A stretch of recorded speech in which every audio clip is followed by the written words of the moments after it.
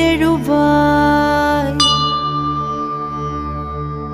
சிவாலயங்களில் அமர்ந்து தேடி வரும் அடியவர்க்கு தனி கருணை பொழிந்து வேண்டும் வரங்களை வள்ளலாக வழங்கி அருளும் காருண்ய தெய்வமே. விழித்தெழுவாய் விழித்தெழுவாய் ஆதியே பரஞ்சோதியே தக்ஷிணாமூர்த்தியே விழித்தெழுவாய்.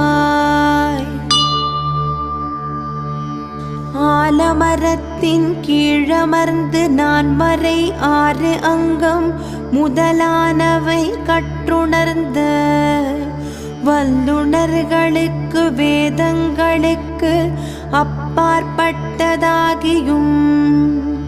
இருந்த உண்மைகளை உள்ளபடி